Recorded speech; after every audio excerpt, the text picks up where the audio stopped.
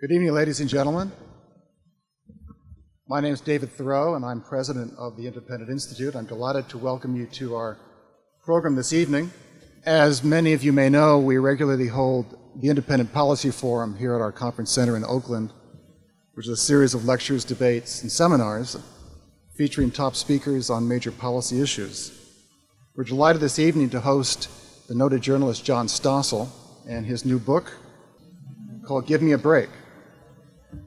And John has given us a break by joining with us tonight, and I think it should be a great program. For those of you who are new to the Independent Institute, hopefully you received a packet when you registered. You'll find information about our many publications and upcoming events. Our website is independent.org, which you'll find thousands of studies and articles. And you're all welcome to subscribe to our weekly email newsletter, which is called The Lighthouse. The Independent Institute is a public policy research institute. We produce publications and hold different programs, including tonight's event, for the specific purpose of expanding the nature of public debate. And one of the great things that I think we can offer by having John join us tonight is a perspective that too often is missing in what we see that passes for debate. Our next event, I also want to point out, is going to be on Wednesday, also here. It's based on a new book of ours called The Voluntary City, which is from the University of Michigan Press. And we'll be featuring three economists, Fred Foldbury and Daniel Klein from Santa Clara University, and Peter Gordon from the University of Southern California. In his 1841 book, Extraordinary Popular Delusions and the Madness of Crowds, Charles Mackay recounts astounding tales of people caught up in myths, legends, phobias, witch hunts of stunning impact. Anyone who hasn't read that book, I strongly recommend it. In the preface to the book, Mackay remarks that any proper treatment of this subject would actually require over 500 volumes. Again, this was in 1841, and that would not include the many religious manias that have swept the world from time to time. However, it may well be that modern man and modern woman are also not immune from such foolish fads and manias, especially when it pertains to government and politics. As the great journalist and author H.L. Mencken stated, quote, "The whole aim of practical politics is to keep the populace alarmed and hence clamorous to be led to safety by menacing it with an endless series of hobgoblins, all of them imaginary," unquote. This past year, of course, we've seen a war in Iraq, and much of the populace today is beginning to wonder whether the claims of public officials were what they actually were. The American public, of course, has religiously believed in what government officials have said in many fronts. Since 9/11, the federal government has grown by, some estimate 25%, depends on whether you add the new $87 billion for the cost of Iraq in or not. It can be as high as 30.5% for non-defense discretionary spending. Certainly the sayings of the past that truth is the first casualty of war and that war is the health of the state certainly have proved out over the last few years. When John Stossel joined ABC's 2020 in 1981, his peers and an admiring public hailed him as a crusading consumer reporter. His hard-hitting exposés of con artists, corporate liars, and crooks won him 19 Emmys and an avid following. But along the way, he began wondering whether he was missing a far bigger story of scandal, intrigue, and foolishness. While so many reporters were focusing on threats from business fraud and championing expanding government power as the solution, John began asking whether such power and the Nanny State itself might be one of the biggest scams of all. People ranging from William Bennett to Ralph Nader have pleaded for years for ever-growing government power to be able to solve problems, as if the police power was somehow objective, saintly, and enlightened. The result, of course, is a staggering array of government waste and incompetence, systematic fraud, welfare for the rich, victimless crimes, but that's what John is going to be talking about tonight. In his book, Give Me a Break, which as of this morning was #2 on the Amazon list, and hopefully will be #1 shortly.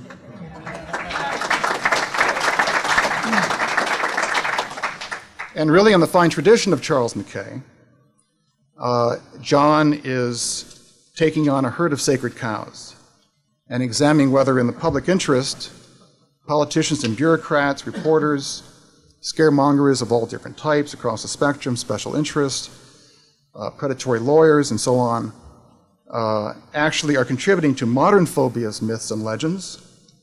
And the question is, who really is benefiting from all this? Our speaker this evening, of course, is well known as the co-host of ABC's 2020 and the top-rated John Stossel specials, which many of you, I hope, have seen. They're available if you haven't. John's also been honored 5 times for excellence in consumer reporting by the National Press Club, and he's a recipient of the George Polk Award and the George Foster Peabody Award. Please join me in welcoming John Stossel.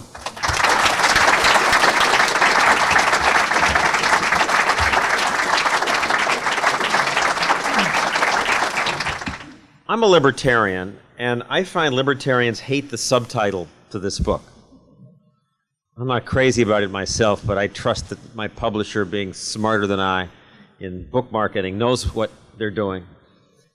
How I exposed hucksters, cheats, and scam artists and became the scourge of the liberal media. Libertarians tend to hate it because the implication is that this is another one of those conservative books. And that, in fact, I think the book editor couldn't tell the difference. And they think conservative books sell. But it's also interesting because there are some books out now by people of the left who talk about how there's no liberal media. And they are quite serious. And one of the examples they give is, look at it. ABC, they have these conservatives, George Will and John Stossel. And Stossel isn't even described as a columnist. He does regular reporting and anchoring, too. How terrible. And they do consider me a conservative.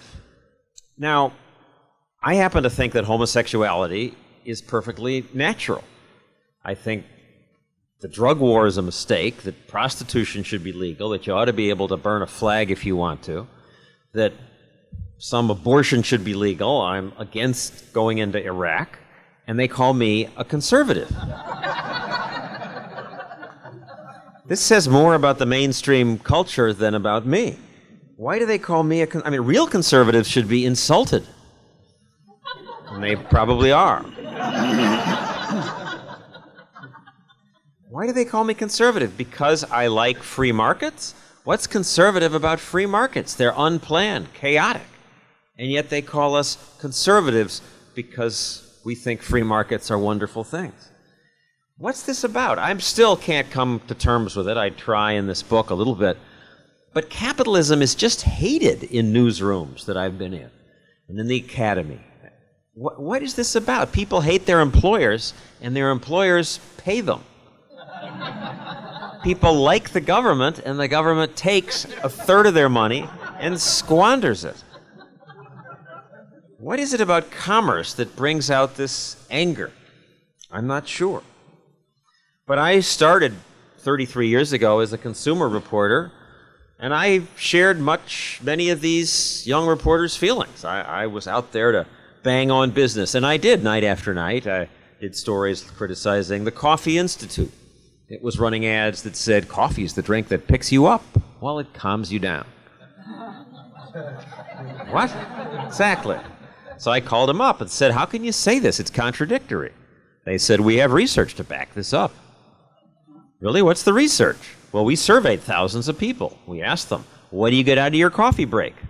Some people said it picked them up. Some people said it calmed them down. I reported on the solar-powered clothes dryer for just $50, they advertised. We sent in our $50 and we got back a clothesline.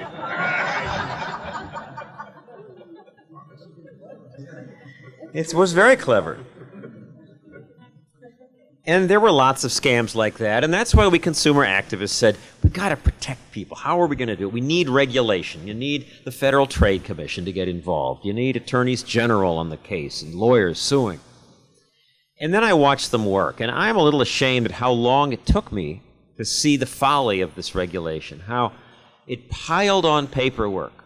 It enriched lawyers. It helped bureaucrats build little empires that took away our freedom, made us fill out more forms.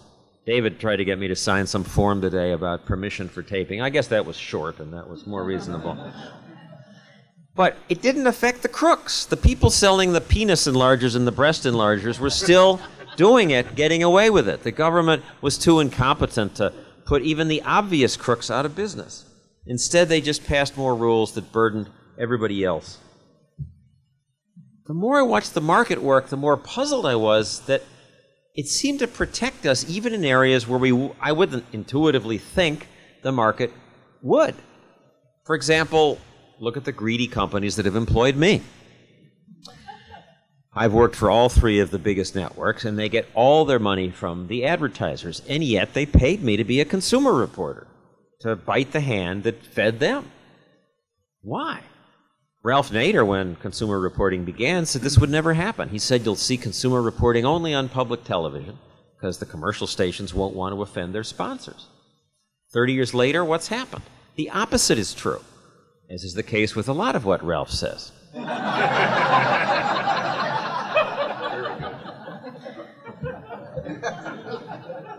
There is no consumer reporting on PBS. The timid bureaucrats who run it are too nervous about offending anybody. But there are consumer reporters on most commercial TV stations because the market rewards consumers. In this case, what happened is, yes, some advertisers got ticked off at what I did and pulled out big accounts.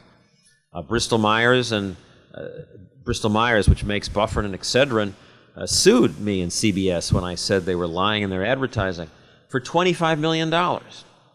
You'd think CBS would have said, Stossel ain't worth that. But they didn't. They just said, look, we'll fight this, we'll get it thrown out, and go ahead, do your consumer reporting.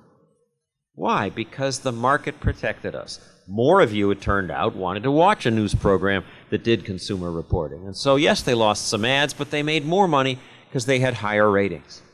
The market just works miracles constantly, but we take them for granted. The market protects us in unexpected ways. Now, when I say this, people say, well, that's trivial. When it comes to the serious stuff, whether we're safe, then you got to have the regulation. You got to have OSHA and the CPSC and the whole alphabet soup of agencies we have in Sacramento and Washington, D.C. And intuitively, this does make sense. We're scared. New things are happening. Mysterious chemicals are being used. And we want Big Nanny with the wise scientists who work in Sacramento to make the decisions for us. It's instinct. But as I watched it happen, I saw it go awry because the regulations, by interfering with the wishes of millions of free people, the market, always creates nasty side effects, and they're worse. Let's look at it in the area, just as a thought experiment, in the area of drugs, legal and illegal. Illegal first. I have 2 teenage kids. Intuitively, again, I'm pleased that heroin and cocaine, ecstasy are illegal. They can't zip down to the neighborhood pharmacy and go get high. But does that really deter them? It's not like the drug laws are keeping the stuff out of the country. We can't even keep it out of prisons. How do we think we're keeping it out of the country? There's the forbidden fruit effect. Maybe the kids are more attracted to it because it's illegal. The kids say it's as easy to get as alcohol. So I question, what does the law accomplish? Maybe a certain percentage of us will try intoxicants, and maybe a certain percentage will abuse them independent of what the law is. I don't know. But I do now know the downside of the law, because now I can see that, and it's awful. There are 4 things. First and worst is the crime. I mean, almost nobody gets high on these drugs and goes out and commits crimes because they're high. The crime happens because it's illegal, because the gangs can't rely on police protection for their private property, so they form gangs and arm themselves. The buyers have to choose to steal to pay the high prices. Nicotine and alcohol, according to the government, are roughly equally addictive. Nicotine and heroin. Yet no one's knocking over 7-Elevens to get Marlboros. It's the law that causes all this violent crime. Secondly, we're corrupting police forces. We're asking cops who make $25,000 a year to turn down $25,000 bribes. Not all do. We're corrupting the economy of the ghetto. We're asking kids in poor neighborhoods to take entry-level jobs at McDonald's. Why should I, says the kid. My little brother can make more as a drug lookout. And the role models, the people with the best cars and the best clothes, are the criminals. What a bad message we're sending the kids. And finally, we're building unbelievably rich criminal gangs. It's the drug trade that partially funded Osama bin Laden. Now we're destroying Colombia, and soon, Al Capone was created by alcohol prohibition. The gangs we're creating now will soon be able to buy nuclear weapons. So why are we doing this? Well, to protect us from ourselves. But if that's a good thing to do in a free society, then there is no end to what the government can do. Soon maybe they'll have exercise police coming into our homes and making us run laps and do push-ups. Let's go on to legal drugs. Here too, intuitively it made sense. I don't want some company to poison me, some snake oil seller to tell me he can cure my back pain and sell me something that'll get me killed or addict me to something. Thank God the government, Big Nanny, is going to protect me. And the government protected us from thalidomide. This is what was the big success story of the FDA, and since then they've grown in size 10 times. Thalidomide was a tranquilizer some women took during pregnancy and gave birth to children with severe birth defects. So I'm glad they protected us from thalidomide. But is it worth it? I don't think so anymore. Because now it takes 12 to 15 years to get a new drug approved. What this means is there are good things that we could have that might save us that we can't have because of government. Some years ago they announced proudly, this new beta blocker we're approving, this new heart drug will save 14,000 American lives a year. And no one stood up at the news conference to say, excuse me, didn't that mean you killed 14,000 people last year? But it did mean that. We just don't think that way. We don't think of what innovation, what regulation deprives us of. It's easy to put the thalidomide baby on the cover of Life magazine, as we did. But who would be saved by the new drug? I don't know which one of you to picture. Right now in this 15-year pipeline, there are fat substitutes, stuff that would let us eat all the ice cream and cake we want and not get fat. Now, there's a tiny chance there's something bad in there and they want to make sure. But 5,000 people die in this country from obesity every year. Don't they count in the equation? Eat? No, they don't count. Because we don't know who you are. Now, when I say this to less informed groups, people say, well, it just sounds too scary. What are you saying, Stossel? Not have an FDA? These creeps would poison us, these greedy businesses. First of all, I don't think companies like killing their customers, but even assuming they did, why in a free society do we meekly sit there and allow the government to be a police agency that says, no, you are forbidden? Why couldn't it be an information agency? Those of us who, companies that wanted to submit their drug to the arduous process would, and those of us who are cautious would only take those FDA-approved drugs.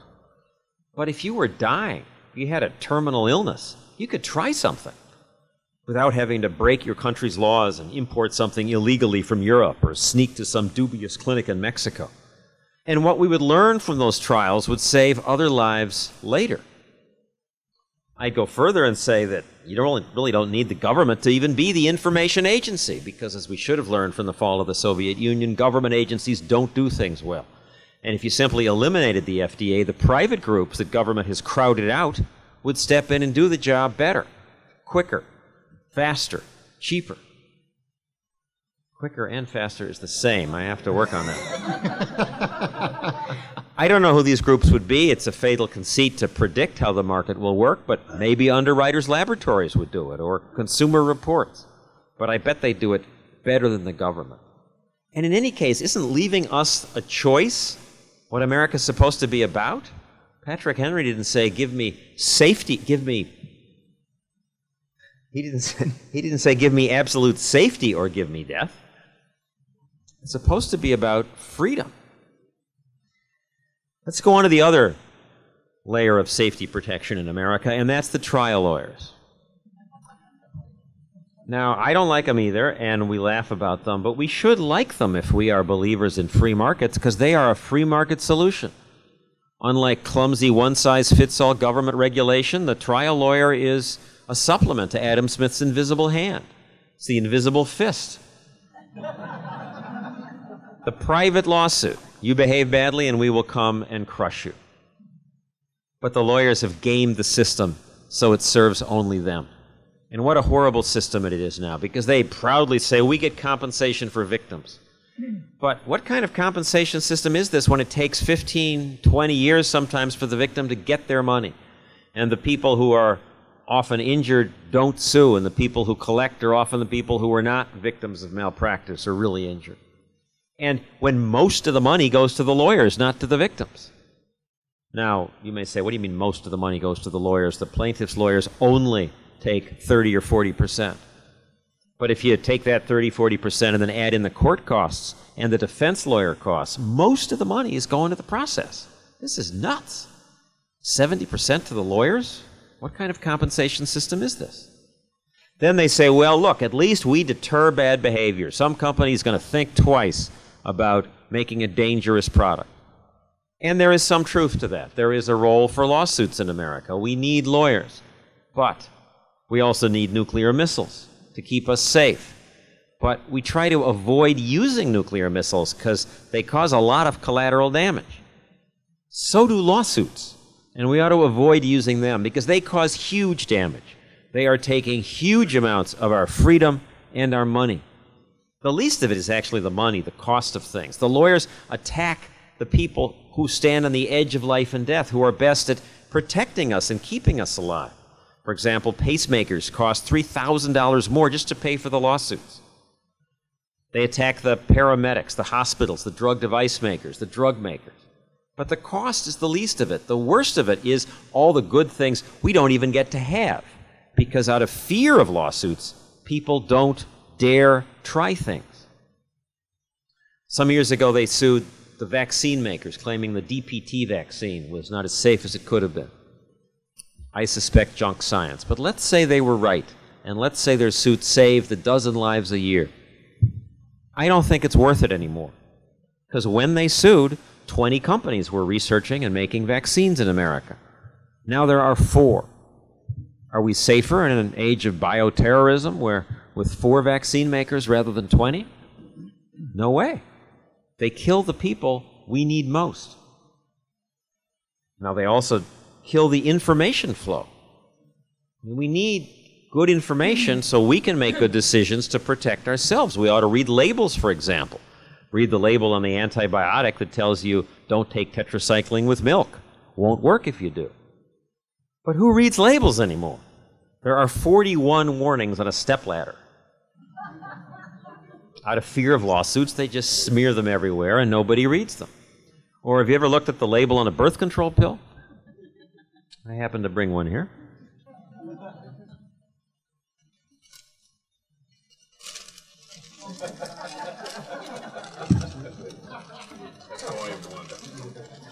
Look at this thing. Tiny fine print, both sides of the page. It's so much, it doesn't make us safer. Even the doctor doesn't read it. And if you read it, you wouldn't need the pill anymore.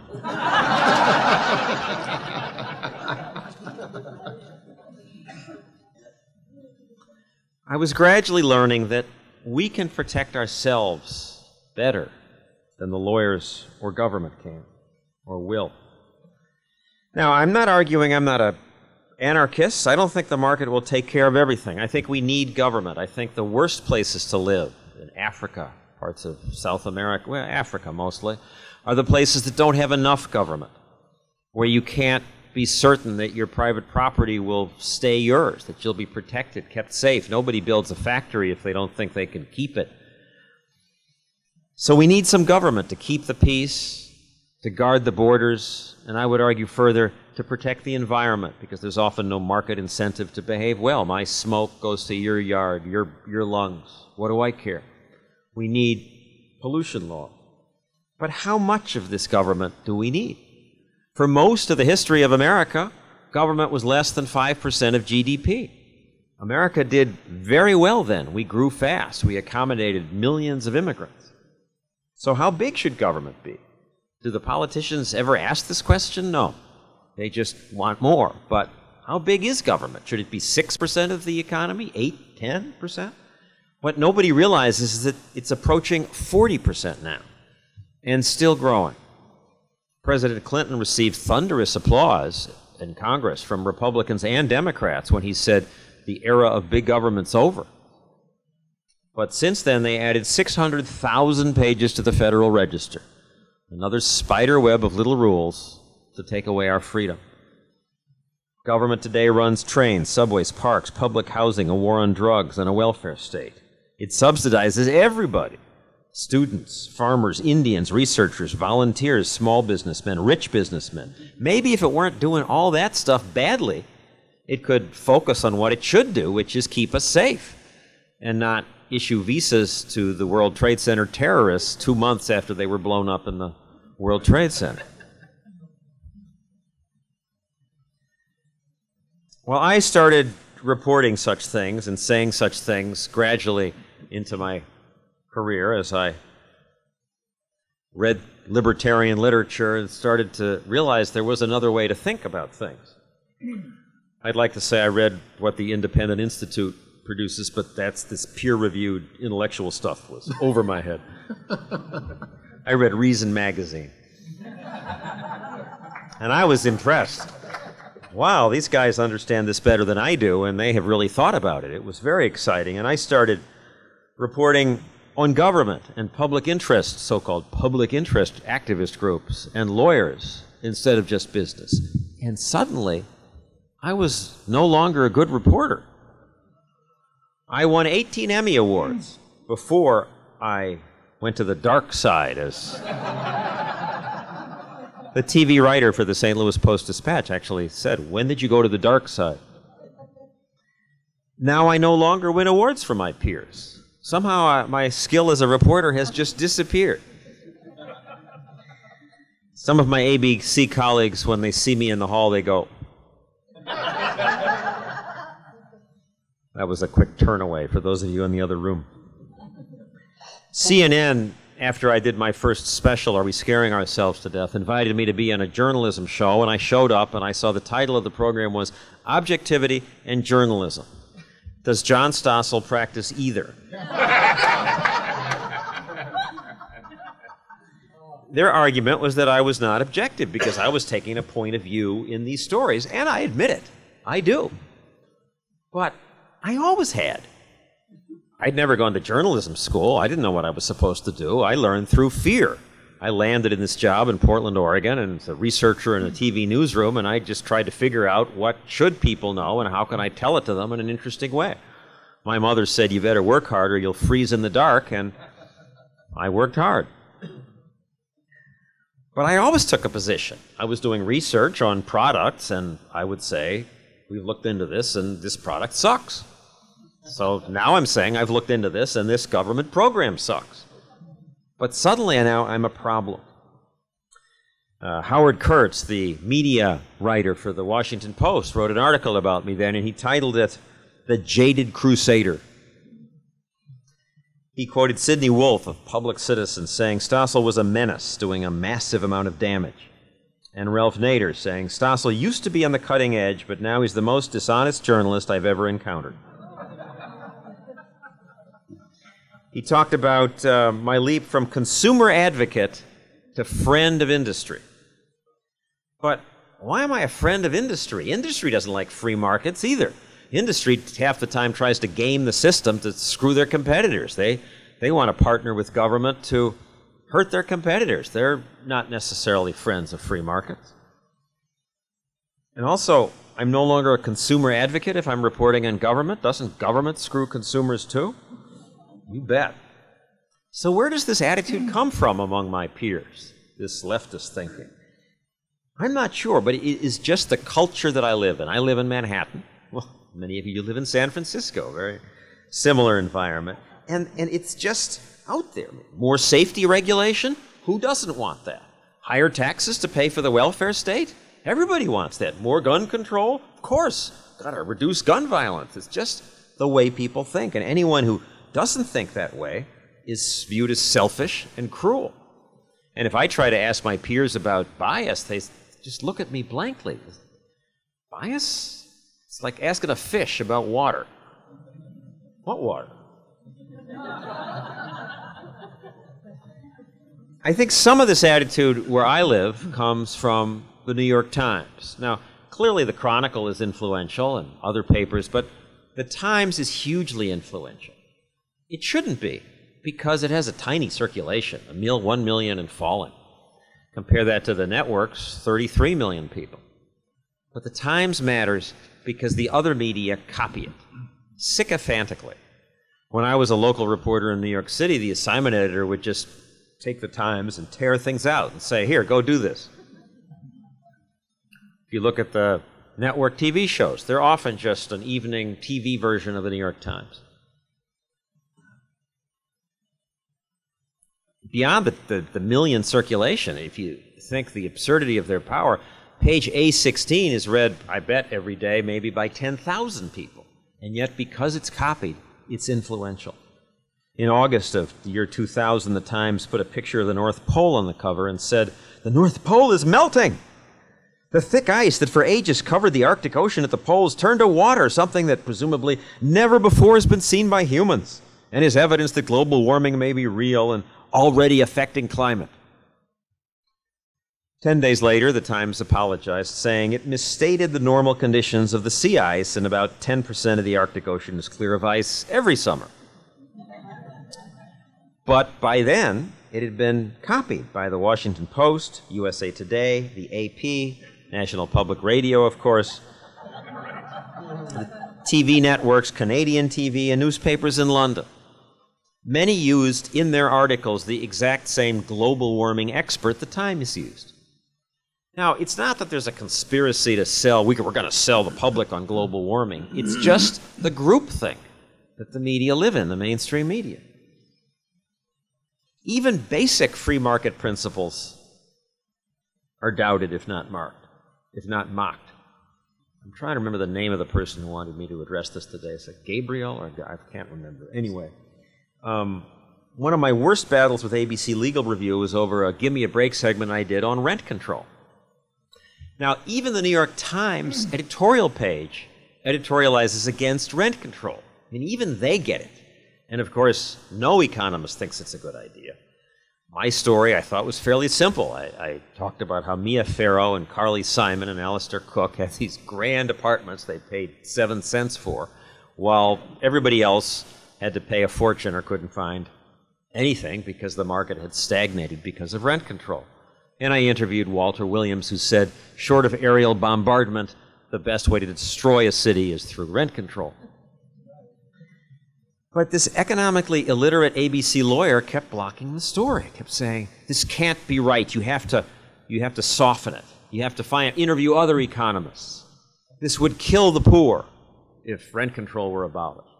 I later learned he lived in a rent control apartment. But anyway, I plunge ahead, and ABC, God bless them, let me write this book and lets me do against conventional wisdom stories on television. Last Friday, I did one called 10 Lies, Myths, and Stupidity. Number 6 was Republicans Shrink Government. Number 5 was Rich People Don't Pay Their Fair Share of the Income Tax. For that one, I invited in the Democratic presidential candidates to talk about it. The first one to show up and agree to talk about it was Reverend Al Sharpton. I wanted to ask them because I had a hunch that they didn't even know what rich people paid when they were complaining the rich didn't pay their fair share. So I said to Al, what should they pay? And he said 15%. Isn't that good? I said, the top 1%, they should pay 50. He said, yes, and they don't pay 10% now. They don't pay 5%. I said, but Al, they now pay 34%. The top 1% pay 34% of the income tax. And he's brilliant. He just changed the subject without it seeming like he was changing the subject. So I'm not going to fall for that. I asked him again about 18 times, and 18 times he slimed away perfectly. But there were some good moments in there. Myth number 3 was that guns are evil and that gun control will reduce violent crime. So we talked about how the CDC hasn't found that it has, and again I had fun with the Reverend by saying, what if we had a law that said anybody over 21 could carry a pistol on their person, hidden? And he said, oh my God, there'd be carnage. It would be a reign of terror. Because he had no clue that 36 states already have right to carry laws. Nobody where I live. I bet many of you don't know that 36 states it's legal, and there's no more violent crime in those states because the surveys show that what prisoners fear most is not the cops. Now, what felons fear most is not the cops, not prison. It's that the woman they're about to mug is packing. So those are some of the myths we covered, and the show did very well and launched my book.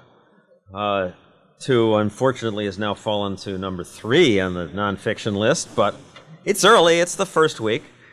The good news is that it will be number 10 on the New York Times bestseller list. The Times is so late with this, in 2 weeks, but that represents what happened the first week, and the first week was only a half week, so the publisher is all excited about that, and I have to get it on the bestseller list, number 1, ahead of Al Franken, or I'm going to be very upset. So I'm delighted to sign your books, and I hope you get more than one and give them to all your friends. Though if you buy them at a bookstore, please no more than 5 at a time, because otherwise it doesn't count toward the list. No, it's how they try to eliminate people like David from manipulating the list by buying 300 books. The reason I wrote the book is that I'm upset that we know what works. Limited government and market capitalism. It has lifted people out of the mud and misery. It created wonderful places like America, Hong Kong. We know what works, yet 4 billion people on Earth continue to live on $1 or $2 a day. And in the academy and in newsrooms, this system that could lift them out is vilified. This is wrong. I thank you for fighting for the liberty that makes people's lives better. Thank you very much.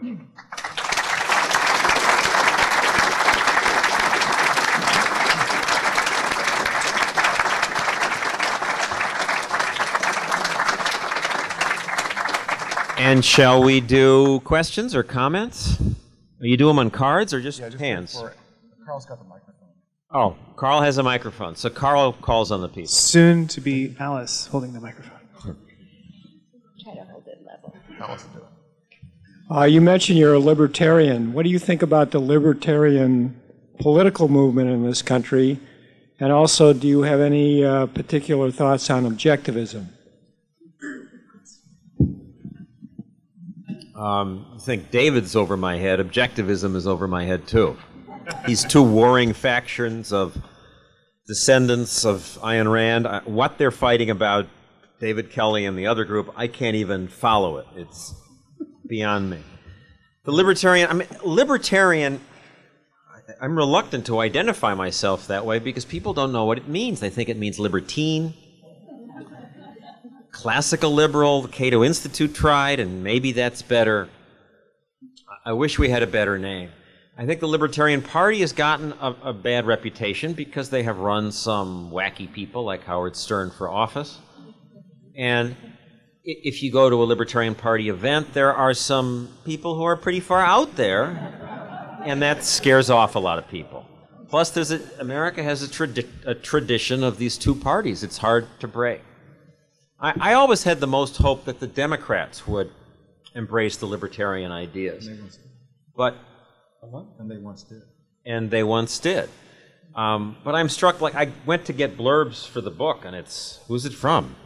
Bill O'Reilly, Sean Hannity, Peggy Noonan, Steve Forbes, Bernard Goldberg, author of Bias. The liberals are just, I'm icky to them. Just because I like capitalism. Yes? Yes, hi. You mentioned the war on drugs, and I really appreciated your perspective on how this is also a problem, at a governmental level. What is your awareness around the drug treatment industry, about how that is a part of what you mentioned? The drug treatment industry is truly hostile to liberalization of the laws. I did a show on addiction, and when I've done shows on legalization, they are the most hostile. I think if you invest your life, a lot of them were addicts. They are of the belief that they were helpless, and if only it could be banned, that would save people. I think they're so focused on what they do, they don't get the big picture. Sure, why don't you just hand the mic around? Hi, John. First of all, I want to thank... Let me actually stop you. I think when it's a group like this, you live in the same neighborhood, it's nice to get to know your neighbors. So why don't you say who you are before you ask your question? Well, I live in the neighborhood about 120 miles south of here, but I'm David Henderson, and I'm an economist down in Monterey. First of all, I just want to thank you for everything you've done. It's tremendous. I mean, Friday night is special. Thank you. David wrote the Fortune Encyclopedia of Economics. Thank you. Second, there was that threat to your career about I think it was the summer of 2000, something like that. There were a lot of people trying to get you off the air over some little mistake you made, and they were trying to blow it up. And I'm wondering, don't want to rehash that, but I'm wondering, is that an ongoing threat, or are you fairly confident that the market will work and you will be in this kind of job, whether it's this network or another? I mean, I'm pretty confident I could get a job at some cable network. I'm not confident. I'm not confident that I can stay at ABC. I was truly, the market speaks sometimes. This last special got great ratings. It went much higher than a regular 2020, and it may be the top-rated ABC show for the week, which is just surprising. I think people like these top 10 lists. And that comforts me, but I'm not confident.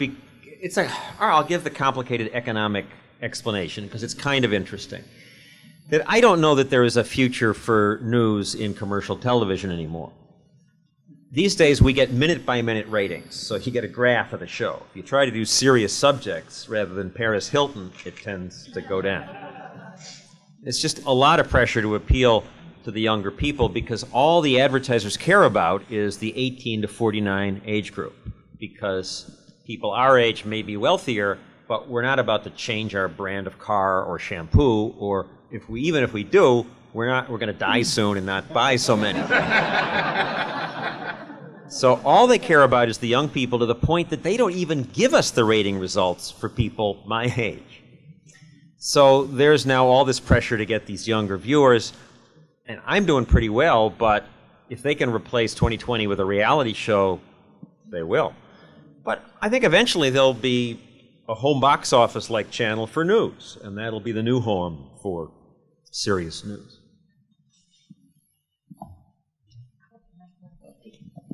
What do you, just briefly, what is your prediction for this election coming up?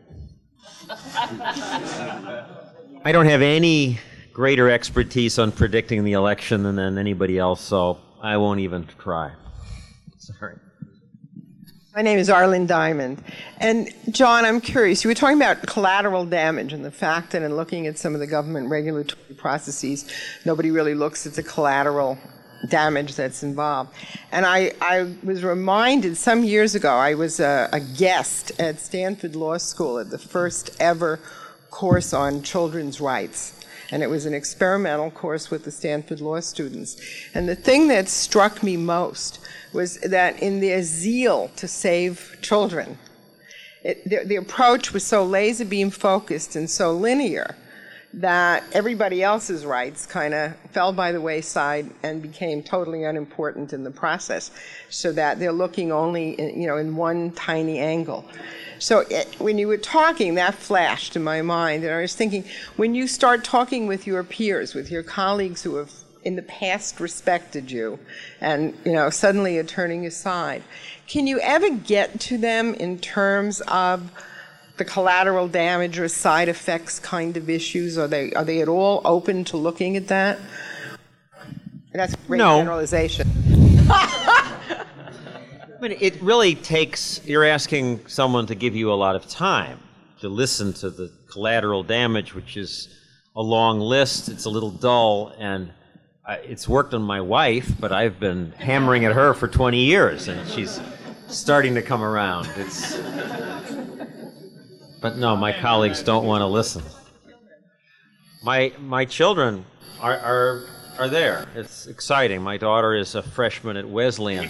Wesleyan is the campus named by Mother Jones magazine as the #1 activist campus. And she's not very political, but she's hanging in there and saying, wait a second, often enough to make me proud. Hi, Jarrett Wallstein.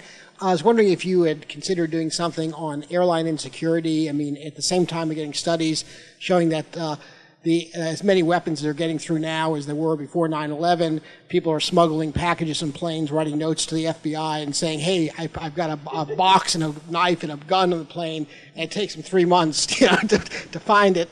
At the same time, they're going into this CAPS to computer-assisted passenger screening.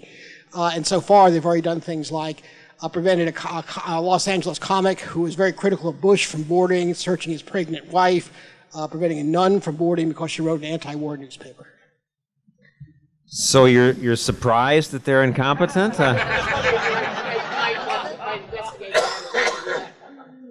Last month's Reason magazine has a wonderful cover story on the insanity of what the what's the agency? The TSA is doing. And I did a Give Me a Break on it when they came out with the color-coded thing, pointing out that, remember the emergency broadcast system? Yeah. This is a test of, it annoyed us for years. This is the government's warning system. It's never been used. And it's just as well because the private media get the word out better. But, I mean, it was supposed to be for an emergency. Wasn't September 11th an emergency? The Earth has never been used, but they still pay $1 million for it. So after September 11th, Congress, this is a long answer, bear with me a second. Congress voted 100-0, or the Senate voted 100-0, and Congress almost unanimously, to federalize airport security. And Tom Daschle said, you can't professionalize if you don't federalize. And everybody bought it. So I did a Give Me a Break pointing out that in Europe they tried federalizing it. It didn't work. And they went to federal supervision, them setting the standards, and private contractors competing, because you can fire the failing private contractor. You can't fire the government. I pointed out that you can go to a foreign country and stick a piece of plastic in a wall, and a bank will give you $600.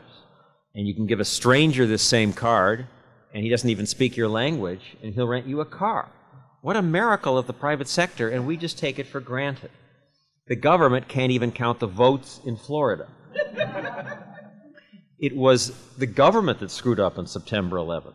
It was legal to bring those little knives on planes. There was no law against open cockpit doors. They had information that Arab men were going around to flight schools trying to learn how to fly planes.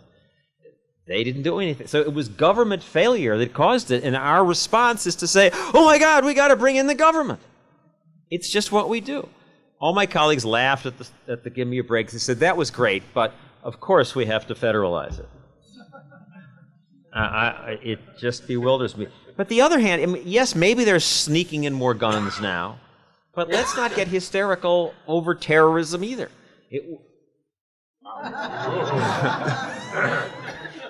It was horrible what happened, but 3,000 deaths. It hasn't happened since. And we lose 3,000 people to car accidents every month. And we live with that. So let's not bring in more police to the air traffic control. I think ATF now stands for TSA stands for thousands standing around. Sorry for that long answer. My name is John Stossel. Just hold it tight to your mouth. Okay. I wanted you to expand on your environmental beliefs because you were talking about the drug laws, how they don't do anything. Why do you believe environmental laws would do any better? Because catalytic converters have made the air cleaner, because sewage treatment plants have cleaned the waters. I jumped in the Hudson River last week to illustrate that the water is cleaner than it used to be. I don't see how the private sector is going to do that on its own with community property like the Hudson River. Though the Independent Institute has a book coming out that may explain it to me if I can understand it.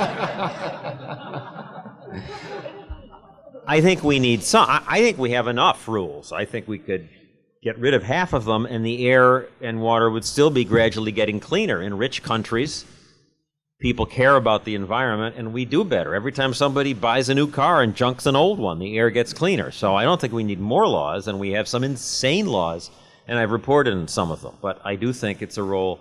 I don't see who's going to do it beside the government until I read this book, I guess. You mentioned, well, someone mentioned earlier in front of me about how do your peers feel. Now, it just so happens by coincidence I do what you do for the public, I do for the medical profession. And my peers are the worst the worst source of feeling that I could possibly go to. I blame it on emotional, jealousy. You know, as popular as you are, I bet you got a lot of peers that don't like you and will not help you. Is that a fair statement? It is a fair statement. There are a lot of them, and that's why I don't win the awards anymore. It's funny, my older brother, my smarter older brother, who is in your profession, he's a research scientist, has sort of come around to this way of thinking and is reading Hayek and has debated Marcia Angel on these conflict of interest rules. And the amount of hatred of capitalism in medicine is just silly. And the doctors may kill the golden goose there. Hi, John. I'm Shannon. I'm a big fan. I'm a registered libertarian, and the one area that I've always had some conflicted personal views in is the death penalty. Can you give me your opinion on the prison system a little broader and the death penalty? The prison system, I think we have too many people locked up, but a lot of that is because of the drug laws. I don't have a strong opinion about the death penalty either way. And I think that, I think of Cato. I mean, abortion and the death penalty is sort of a place where libertarians are all over the place. If you believe it's a life, you may say no abortion. I kind of think life begins at conception, but a woman has a right to kill anybody who's living inside her. That is not well received by a lot of people.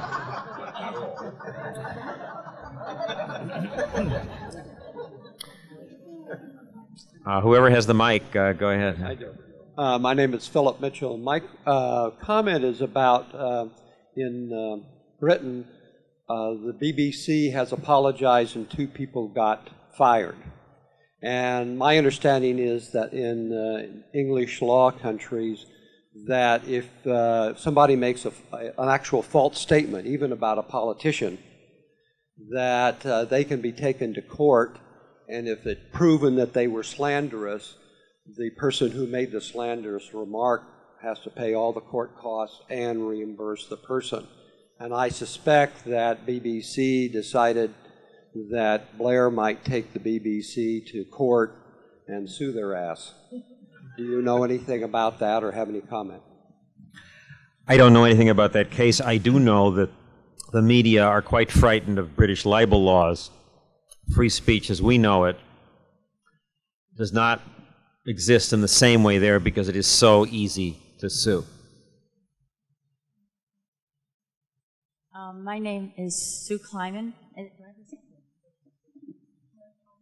Just Hello? Go hold it tight.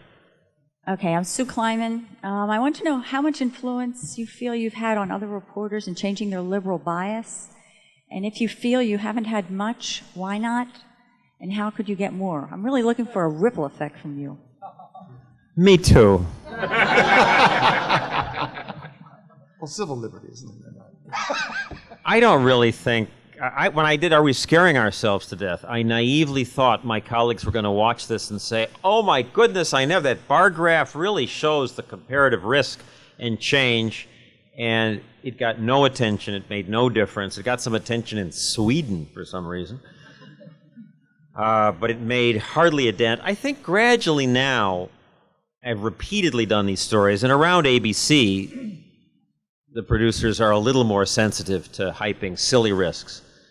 But as again, changing people's minds about these things is remarkably tough. I have been arguing with my wife intensely for 22 years, and finally I'm making some progress. I'm not making progress with my colleagues. My name is Hartland. You mentioned thalidomide in your speech. Did you know that last year thalidomide in the United States had revenues of over $100 million? Yes, they have brought it back, and they're using it for other things now, but they're warning pregnant women not to take it. And that's how it should be. At least they've allowed it to come back. They aren't as crazy about that as they are about DDT, for example. I guess didn't quite get to the question is, given that, do you have any sense of how long thalidomide was kept off the market by the FDA when it might have saved tens of thousands of lives? Because it is now being used in cancer therapy. 20 years? Probably.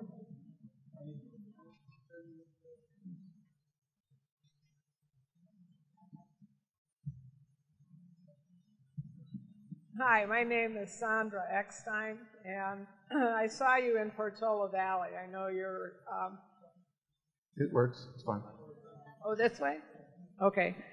I saw you in Portola Valley when you were involved, well, you still are involved with the foundation called Media in the Classroom. Could you tell us a little bit about that? Because I felt it was quite worthwhile, and we donate to it, and I think it's a wonderful idea, and people should know more about it. David said she's not a plant. She actually is kind of a plant, because when I was autographing her book, she asked about it, and I said, oh, good, if I don't bring it up, maybe you could ask about it. It's called intheclassroom.org, or that's how you find it on the web, or Stossel in the Classroom. Teachers have written me saying, oh, I wish I'd taped that show. It would have been great to show my students, to explain free markets to them. And Bob Chittister, who helped do the Free to Choose series on PBS with Milton Friedman, came to me and said, why don't I try to get ABC's permission to buy these things and get them into classrooms? What a great idea, I thought. And I said, go for it, knowing the ABC lawyers would eat them alive and they would never allow it, but it was worth a shot. And he patiently beat on them for 2 years until he got their permission. He has established this charity, and through contributions to from generous people and brilliant and wise people like you, Sandra, he's now gotten these tapes into 1/4 of America's high schools and many colleges. 2 million kids watch them every year with some text that goes along that explains capitalism and free markets. It's a wonderful thing. If any of you want to participate, talk to Sandra or just go on the web to intheclassroom.org. No. I hope to, but I don't want to force it. I'm waiting for them to ask. Things are getting better all the time. And myth number 1 was that life is getting worse.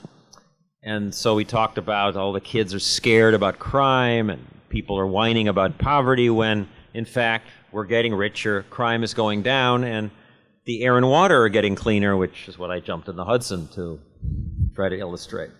So that was number 1. Hi, John. My name is Sue Johnson, and I am a city council member in the city of Newark, California. I briefly talked about that when you signed my book. Thank you very much. And I would like to tell you that at Borders in our area, it's right out in front, and so hopefully it'll sell. But I wanted to just make a couple of comments regarding government and the legal profession. from my own perspective. And one thing I would like to say is that being a local council member for 20 years, I really feel that people that live in a community can have some influence on change at the local level. And I think that's where you can really see it. I think when it gets to higher levels, it tends to just go on its own and people do not really have a chance to influence it so much. And the same thing with the legal profession. My husband and I own a law practice and we do litigation. And in your comments about how lawsuits really take away from the person that needs it, I think people have to take more of a responsibility with their local government and with their own situation to have the right person and the right people to help them, and that you can have an influence on the local level and your personal level if you take responsibility. Okay, Sue, thank you. And let's just do a few more questions, and then I'm getting tired of a long day, and then I'll sign some more books, and that'll be it. Yeah. I was wondering, you talk about when the media speaks, and there's always a slant. There's very few objective media stories, and one of the things that come to mind is they talk about a few years ago there was all the shark attacks. They're saying sharks going rampant, and it turns out later on that year there were less shark attacks than the last 5 years previous, and it's just a slow media summer, so they focused on it. Is there some kind of media outlet that is objective, that doesn't put a spin to it? I mean, that in the United States that you could read and get the true story, because it seems like either way it's leaning one way or the other. Is there one that you would recommend? I see 3 questions in that, 3 points that feel sort of separate. Though it's funny, I do this too. I don't even understand this myself. We talk about bias, liberal, right-wing, left-wing bias. And then there are the irresponsible scare stories, like the year of the shark. But why are they the same thing? Why is it the liberals tend to do the scare stories? I'm not sure, but it does work that way. But to answer piece by piece, and there's a lot on the sharks in here. It actually was not true that there were fewer attacks that year. There were a high number of attacks that year. More than average, but not by a lot, and there were just as many a few years back, but a few years back was election year, so the press had something else. And then there were just as many about 5 years back, but that was the year of the O.J. trial. So it was just a slow news summer, and it's a dramatic story, and it's not that the reporter is biased, they're just intellectually lazy, and it's a dramatic, shark attack, and they just get caught up in the frenzy, and they don't really check it out. Is there one source that's objective? I don't think that's how it works. I mean, I trust reason, and I read everything, and I get different bits from everywhere. But I think that's what you have to do, just not rely on any one source. Go back and forth, because everybody gets it wrong sometimes. My name is Bill Dwyer.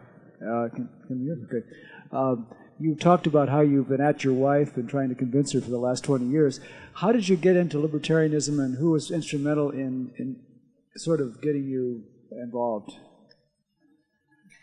I just saw that the regulation wasn't working, and I was reading the Times and the other publications respected by the people in my peer group, and it just was whiny welfare state, bigger government stuff that didn't make sense. I was reading the conservative press, and they seemed to be sort of mean-spirited, and they wanted to police the bedroom. And then I discovered Reason magazine. And I was already, my thinking had come around, but that's what gave me the courage to fight ABC on some of these things, because I knew I wasn't alone. There were people who thought about it more than I did, and there was an intellectual basis for what I was thinking. One last question. Yes. One last question. When Barbara leaves, are you going to take over her soft lens, and what will happen to the show? Am I going to take over her what? Her soft lens. The soft lens, I see. No, she gets the same lens I get. It's the same camera. I would like to take over. I'm narcissistic enough to want to host the show all by myself, and I hope I will get to do that. ABC will decide in May what they will do. I hope the show will go on. If the ratings stay up, I think it will. Last week's show was very encouraging. I hope to do it myself. And thank you very much.